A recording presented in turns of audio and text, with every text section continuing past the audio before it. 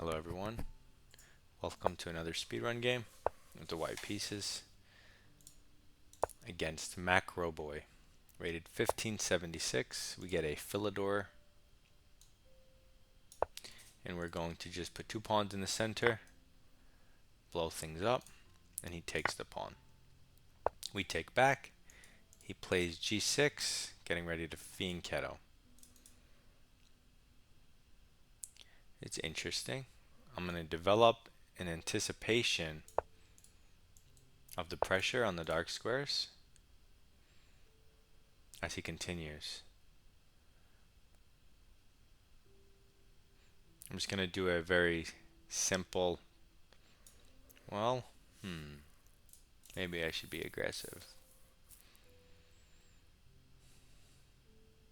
I think for the time being,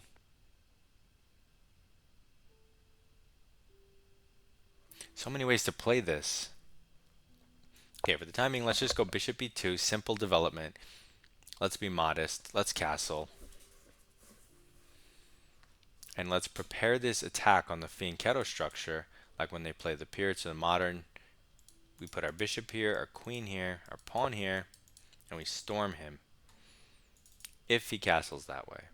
So he does a weird bishop development move. I'm not entirely sure why, but I'm just going to castle. He already likes white's position. It's pretty nicely developed. He brings out a piece, attacks our knight. Now it's defended, so you can just develop. You could play c3, but it's not necessary. But let's play it. Supports our knight, supports our center, restricts his knight, blunts his bishop maybe. Stay flexible. Maybe we put this knight somewhere else.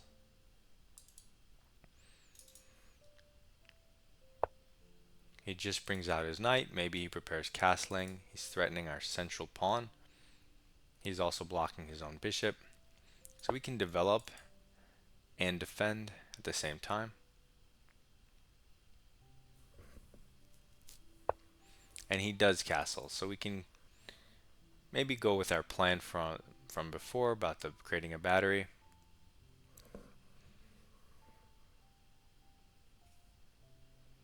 You also could play in the center potentially with f4 and e5, because our pieces are kind of, aligned for this right now. He can't develop his bishop. If he brings the rook over and we just push in the center, we're hitting his knight. If he takes the pawn and we take the pawn, again we're hitting his knight. We opened our rook. He can win the pawn. I guess if you want to do that, maybe you should be pressuring the knight if you're going to be playing on the f file, trying to take advantage of f6. That's all possible, but I'm going to stay super flexible and go back to the other setup we were talking about, which is just to launch the h pawn up the board at some point. We're just restricting black. His position's not good.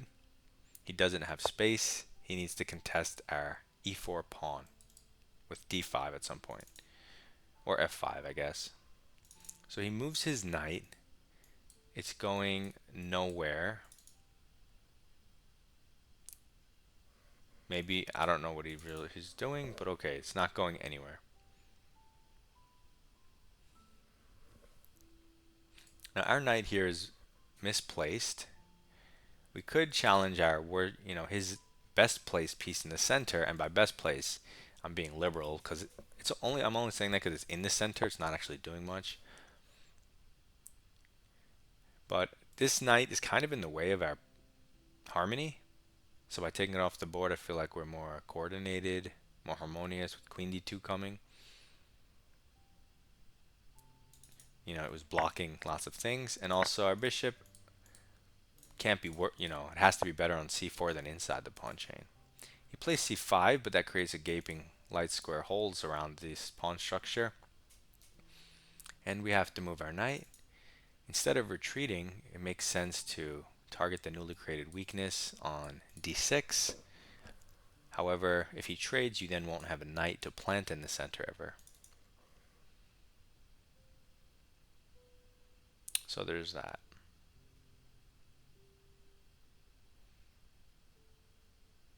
So in that case, I'm not going to attack the pawn. He can just too easily trade. Maybe even try to push, although no, that hangs stuff.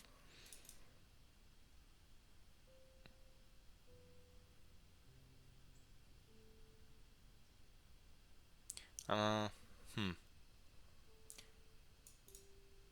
If I don't go there, well, if I just retreat and try to reroute it, maybe he goes b5 and gains a lot of space. So let's nip that in the bud.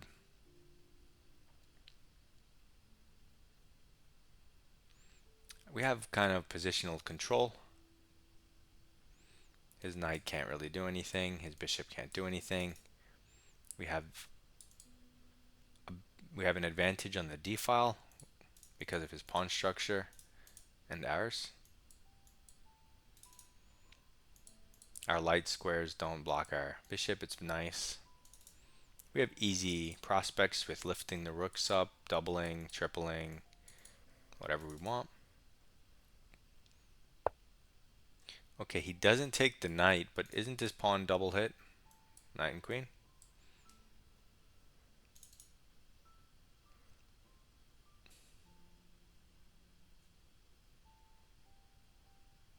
I mean, if we take it, we get rid of his weakness, but that's no reason not to take it.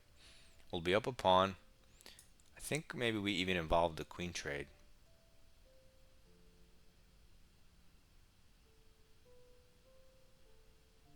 Or maybe, no, let's take with the knight, because I don't like it on b5. It's kind of trapped there. Otherwise, maybe I would have traded queens first.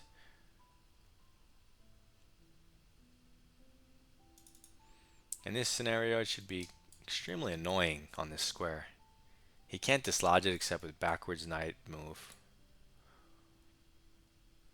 Yeah, this is super strong actually. So he protects the pawn, but weakens light squares. Our bishop is no longer pressuring on this diagonal because of his chain. So it makes sense to maybe pin the knight, switch it up a little bit.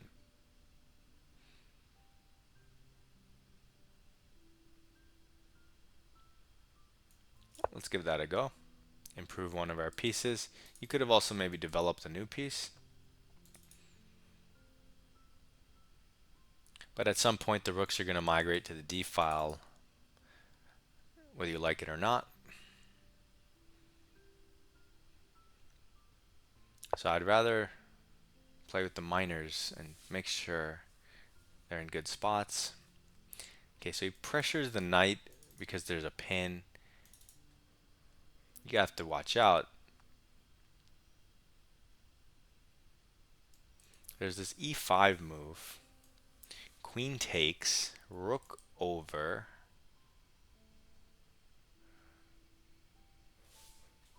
Where does he go? He's trapped. So e5 not only protects the knight, it attacks his knight and sets a queen trap. So that's a super strong move that he ignores and counters because he says, hey, you have the pin, and if you take, you undefend. Also correct. However, we are hitting also this check, so I'm sure tactics have to work out somehow for us. If I knew how, that would be great. So if we hit the queen and he takes, and we hit the queen, he's gonna take. And then trade, nothing. If we take here, we hit the queen, he hits our queen. We get a queen, he gets a queen, but we get a rook. So we get a knight, we hit the queen. He can't just take back. Or can he? So let's say we get, we hit the queen, he takes this way. Then trade, trade, we get the bishop. We get the queen, and he takes this way. Well, we're up a piece. We trade, he trades, and he's saying he's going to win back the knight. So here, here, there has to be that has to be good for us. Whether it's rook intermezzo, bishop intermezzo, or just match trades since we're already up material. This has to be good for us. He has to take with the bishop and then calculate. So if he takes with the bishop, I still don't know what the best move is. He found it very quickly. What's the best move?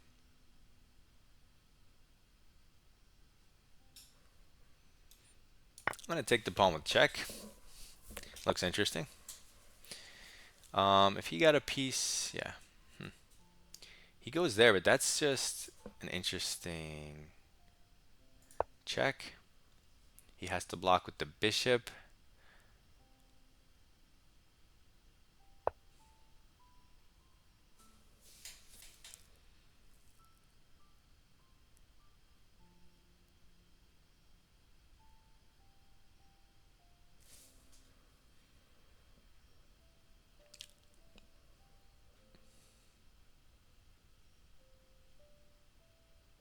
Wait, we're up 4 points of material right now. So what if I just defend the knight? He's going to take it. He gets 3 points. Right, he's going to take it.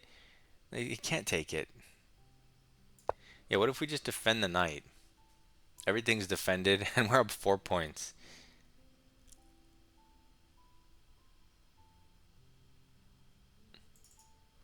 I don't know. There were so many different variations and stuff. You could get lost in that. This is a typical example of if my f pawn wasn't here and my rook was open, you could see how devastating that would be.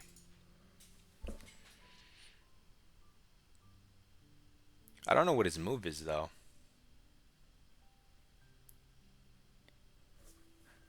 Bishop here?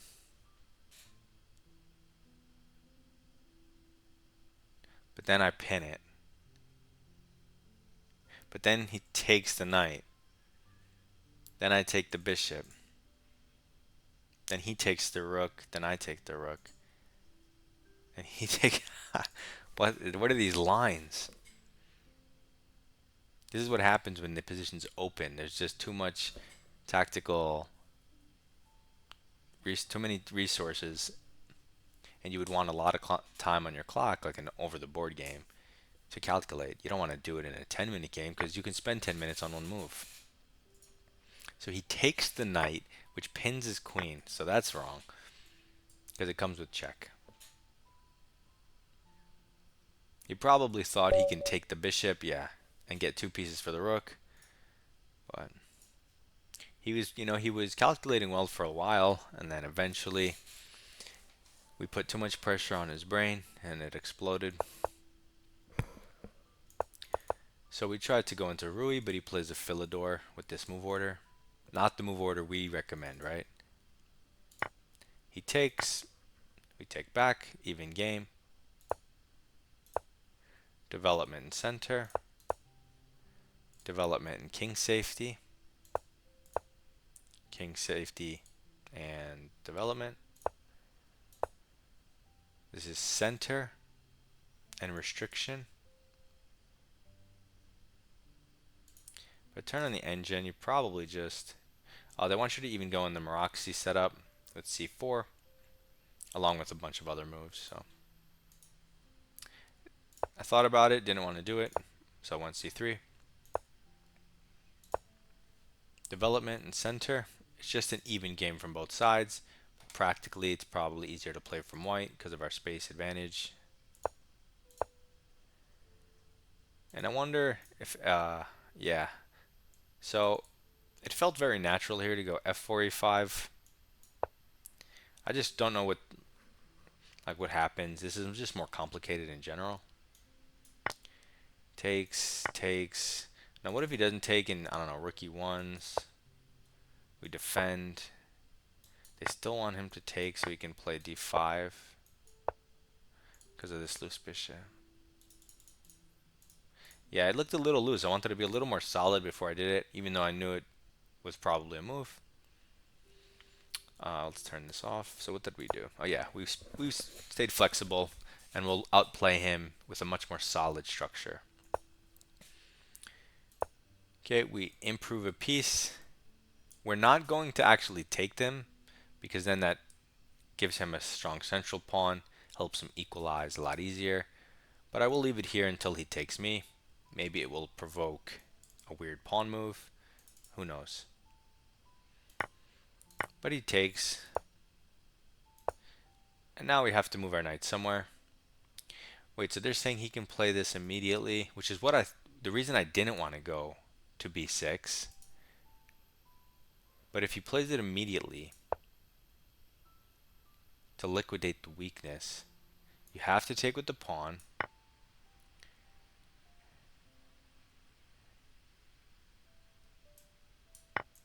If he trades and goes to take,